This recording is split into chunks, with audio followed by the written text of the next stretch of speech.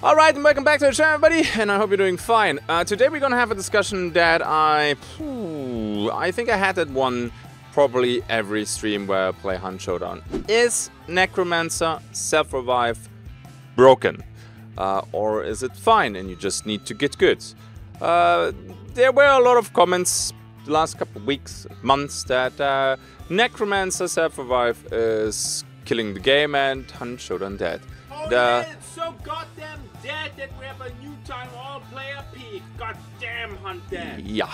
Okay, I'm not making this video though to mock people who, you know, think that Necromancer self-revive is not balanced and should be gone. But I want to have a look at both sides and discuss what is it? Is it actually that good? How can you counterplay it? And actually, does it need a rebalance? And I would say, first off, we're gonna talk about what is Necromancer self-revive, because I have plenty of people that are confused when I send back up as a solo. Now you need this trait right here, it's Necromancer for 4 points, and it lets you self-revive the moment you play solo. So if it's working in a team, or if you have it in a team, you can use it to revive people at a distance, but you cannot self-revive. Now there is a timer, and the timer is always between it was 5 seconds, then it was 10 seconds, now I think it's 7 or 8 seconds, but we're gonna talk about that in a bit. And lots of people pair it with resilience. Resilience restores all your bars when you get revived. It also works with Necromancer. And the new resilience lets you revive with all your HP left, which is normally 125. I'm saying normally because during the event that is going right now, there's a trait that is called Relentless. That means the first time you get downed, you're not losing the bar, and resilience lets you get back up with 150. But that's kind of a freak case because this is not regular gameplay and I don't think that trait will stick around. So normally solos have 125. As long as the solo has bars, he can self-revive. The moment the last bar is destroyed, either by dying or getting burned, you cannot Necromancer self-revive yourself. Okay, then we talked about this, and now I would say we discuss the questions that I introduced at the beginning of the video. Okay, let's start with this one. When is it truly strong? And I think it's in the multi-team fights where self-revive really shines. I'm not gonna bullshit you guys. Necromancer with self-revive can be absolutely game-changing. I'm not gonna lie to you, that happened to me plenty of times. But mostly in multi-team fights. And I have to admit, it's borderline impossible to realize the guy that you just killed is a solo and not one of the other 8 or 9 dudes that showed up for a server Hunt Showdown brawl at Fort Bolden. So in multi-team fights, it can be actually very good because rarely people cover the body in multi-team fights. Also, and that is already one of the issues that we're gonna discuss later a little bit, long range. Long range snipers are already the strongest playstyle in Hunt Showdown, if you have the patience for it, and that's a big if. If you're lucky enough to kill somebody at 150 plus meters, maybe you even have iron sights, and let's be honest, probably a lucky shot, right? These guys can stand back up, because you will not cover the distance in 7 to 8 seconds, especially when they're shooting on a roof. Maybe they fell down from the roof and you can't even see them. So long range snipers, it's good. And also when you have the high ground. Sometimes you cannot cover the distance, for example in Fort Carmick, right? You have so many floors. When you are coming into the fort and you shoot somebody on top of the tower, there's no way you're gonna be up there in 8 seconds to cover the self-revive. So there are a few cases where Necromancer self-revive is truly strong. But how about we look at this? Is self-revive OP? Now I think no, actually absolutely not. In a team fight versus solo, Necromancer with self-revive normally is totally useless against a decent team. And here's the thing that is making this whole discussion so difficult. You have different skill levels. And I'm not belittling people and I'm not looking down on people who do not have the skill yet to counterplay this. It's a learning experience. But so many times I play against a team and there's nobody else around and they just let me self-revive. It's nuts. I don't know why that happens that often. Then they get clapped and then they're mad. But honestly, that is then a skill issue, as mean and as arrogant as it sounds.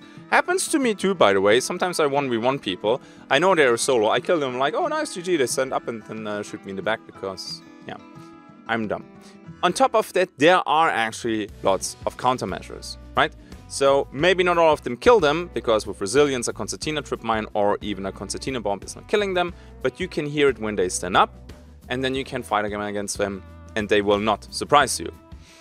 The biggest countermeasure, of course, is fire. Now, oil lanterns, you burn the bars, and then they can't stand up anymore. The best thing is a firebomb. The thing is dirt cheap. Was it 15 bucks, 20 bucks? That burns for 2 minutes. Yeah, the solo will die and burn out.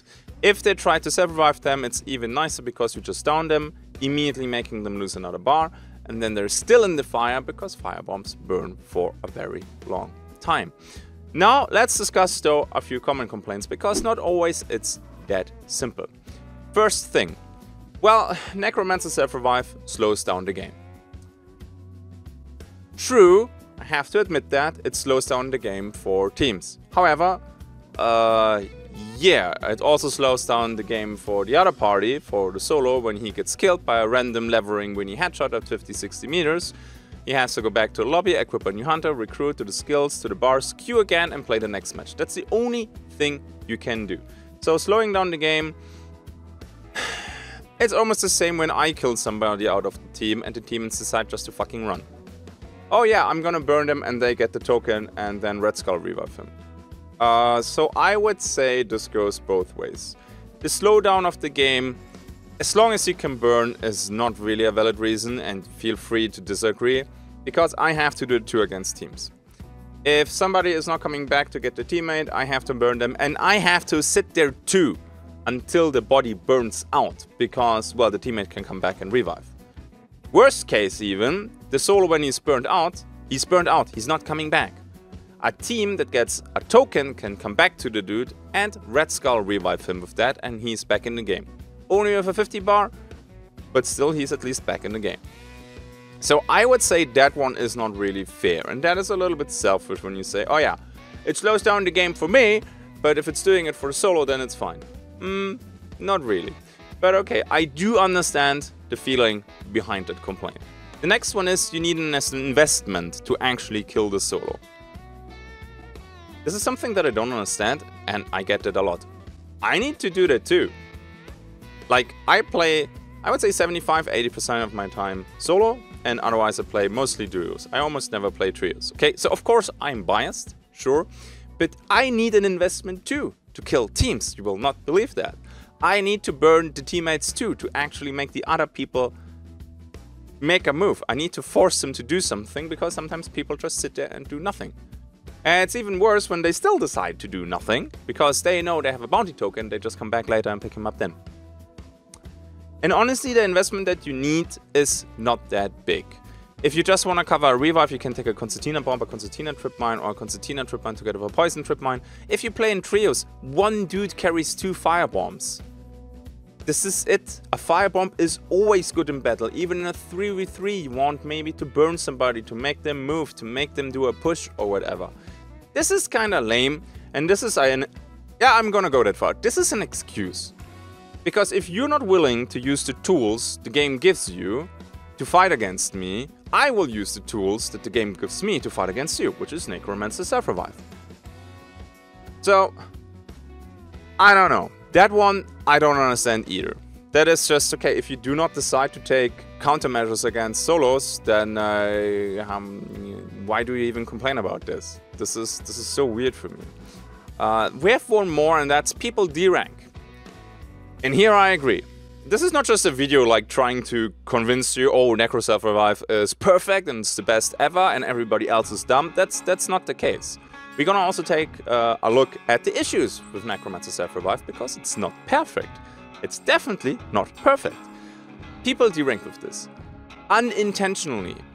So, I personally, before they introduced Necromancer self-revive, was between 5 and 6 stars. If I played, you know, my regular stuff.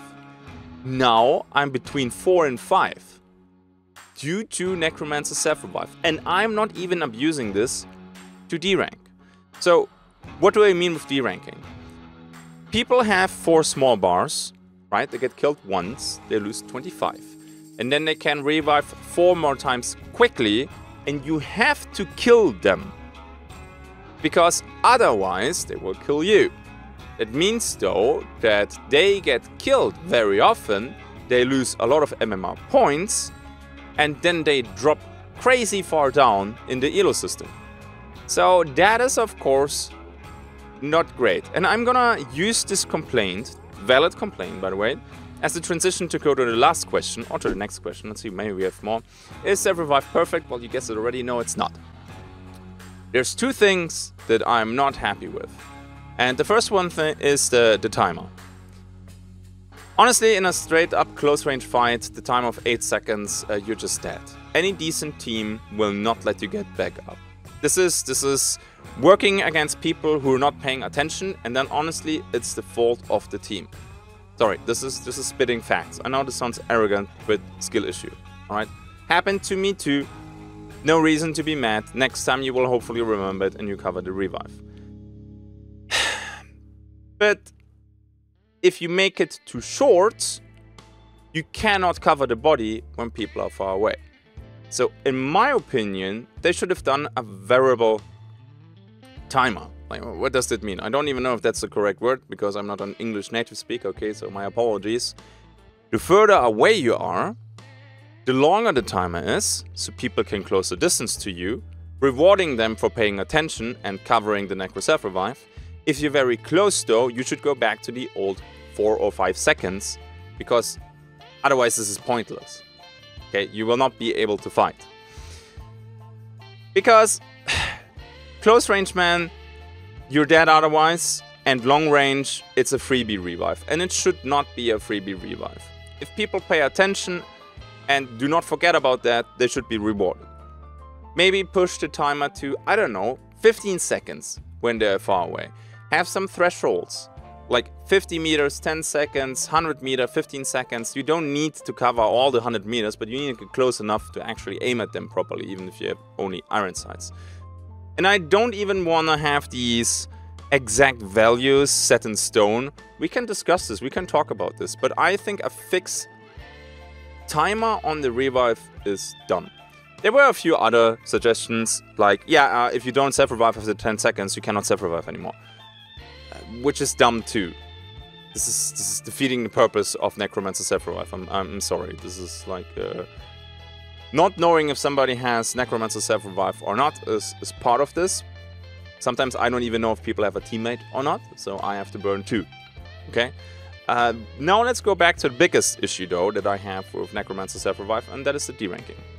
Talked about that already. What you have to keep in mind is solos that queue into trios, they play against people that are lower than them from a skill-based matchmaking point of view. So normally you beat these people, but very often, happens too, I say normally and then very often, but still these trios can kill you. And if you get down once, only one needs to pay attention and then they chain kill you. Now, since they are lower than you in an MMR, every death to these people will nuke your MMR down. It is crazy.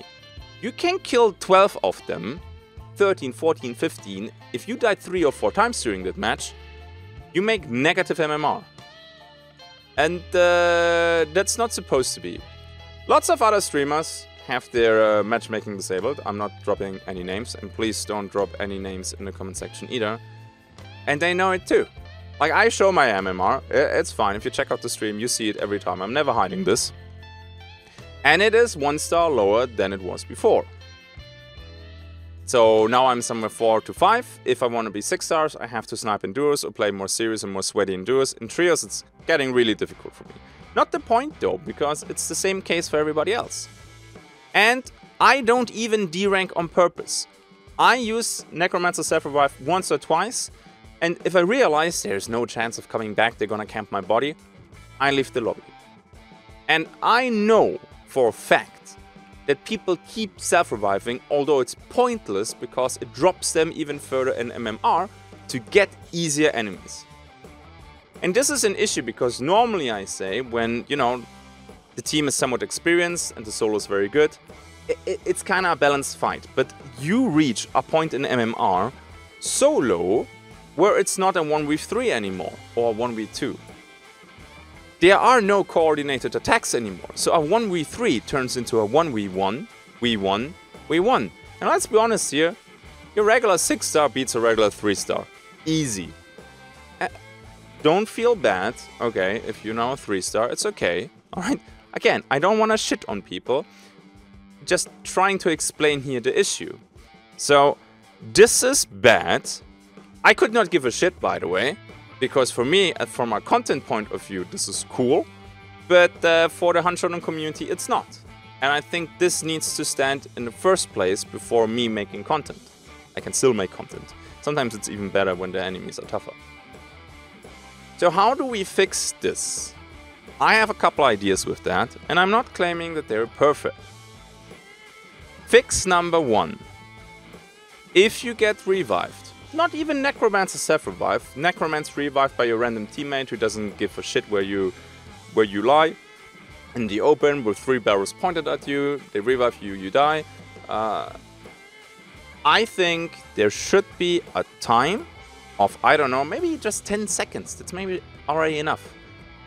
10 seconds after standing up, you have a debuff on you and you do not lose MMR should you get killed again. Now, I heard already a few people that this should not be the case. If you self-revive, you should get punished, right? You should drop MMR. Fuck your MMR, but you don't understand. These people want to drop MMR. It's not a punishment for them. They want this. This is the crucial part. You're only punishing everybody else. It should drop their KD. That is fine. That might even have a little bit more impact. It does, by the way. So, the moment you do this, I think people would stop the non-stop nonsense self-revive, because, yeah, you're only dropping your KD and there's absolutely no benefit anymore. That is the first thing. The second thing is cap the amount of MMR you can lose per match. You know, sometimes you just die a bazillion times. You don't have matches where I died 10, 12 times. Was it pleasant? No. Can happen, though, with... what was it called?